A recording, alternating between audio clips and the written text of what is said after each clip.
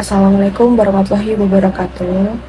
Kami dari kelompok 4 akan membahas hasil diskusi yang berjudul Teknologi Perangkat Lunak dan Platform Pengembangan dan Aplikasi Mobile untuk memenuhi tugas mata kuliah pemrograman mobile yang diampuh oleh Bapak Adriansah, Eskom, Mkom. Untuk link materi diskusi akan kami sertakan di deskripsi video ini.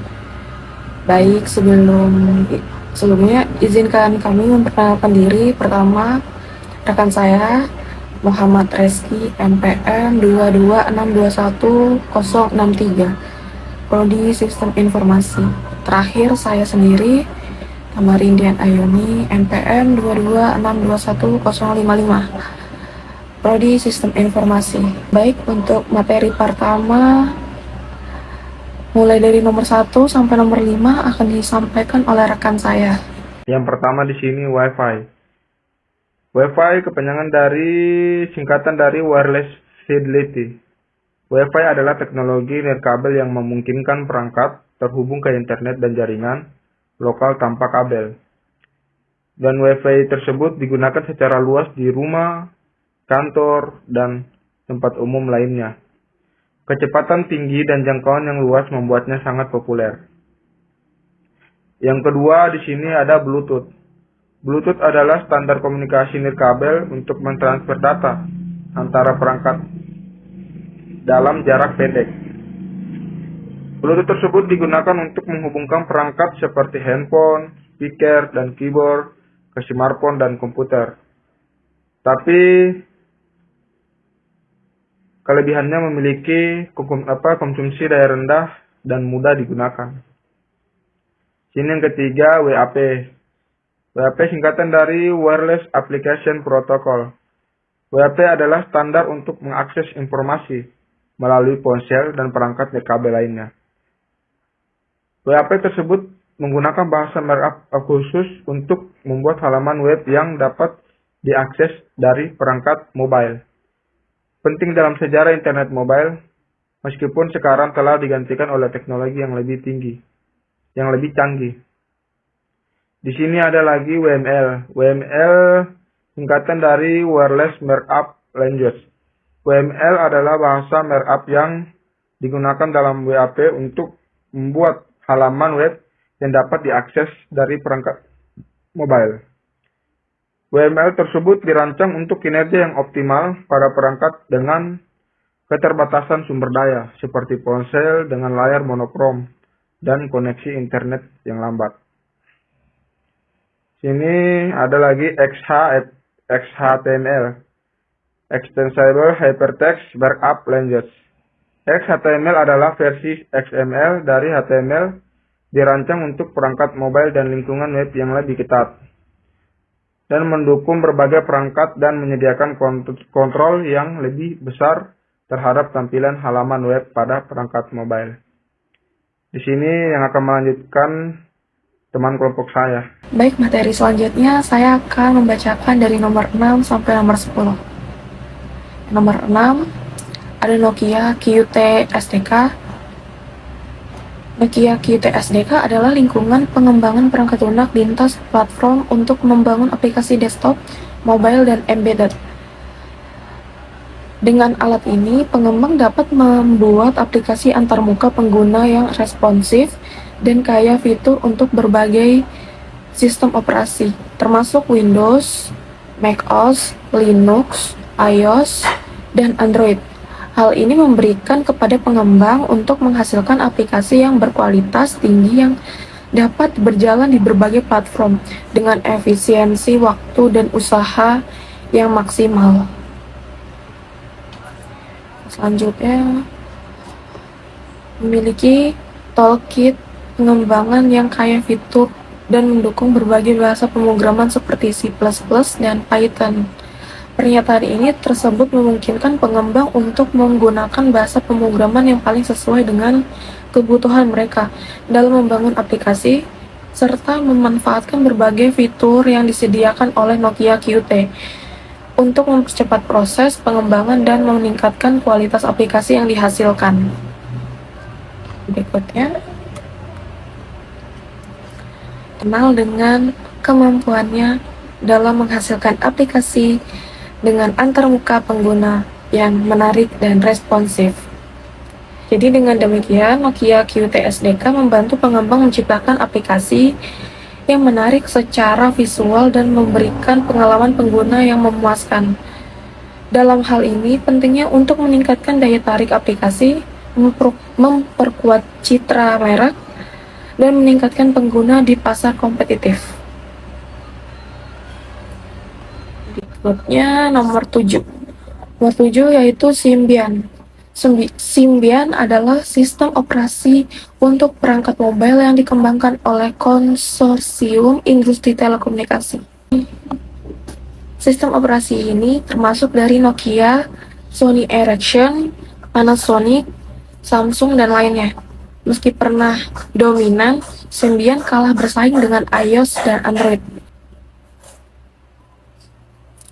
Berikutnya, digunakan secara luas pada ponsel Nokia dan perangkat lain sebelum bergeser ke platform mobile modern seperti Android dan iOS.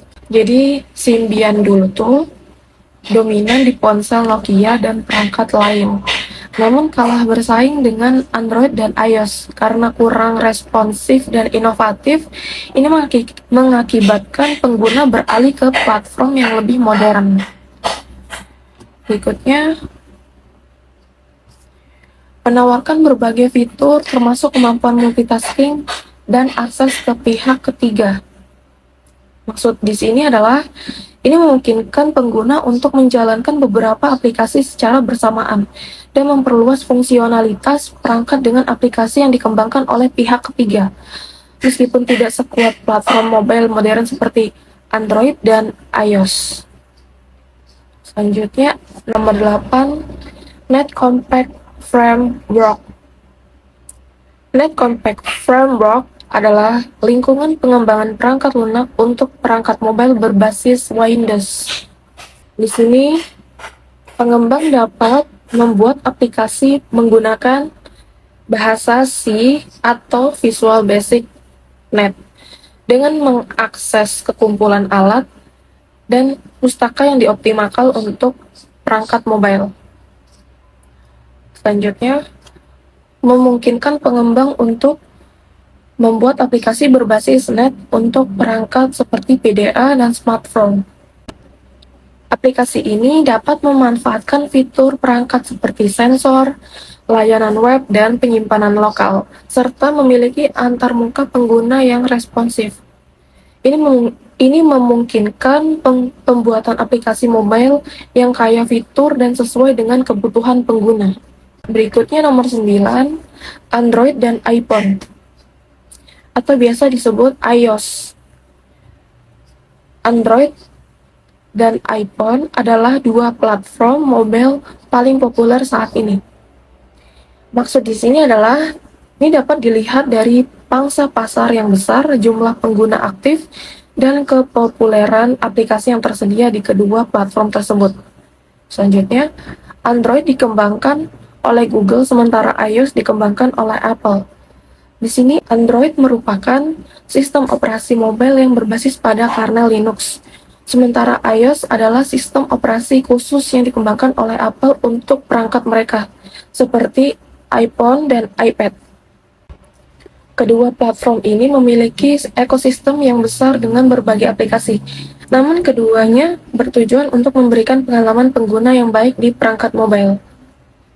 Berikutnya, keduanya memiliki toko aplikasi yang besar, seperti Google Play Store untuk Android dan App Store untuk iOS, dan mendukung pengembangan aplikasi dengan berbagai bahasa dan alat.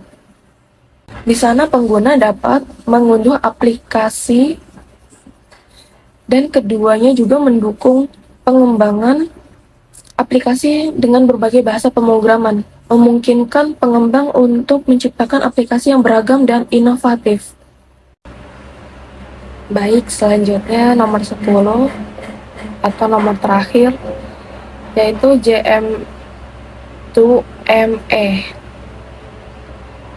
yaitu Java Platform Micro Edition.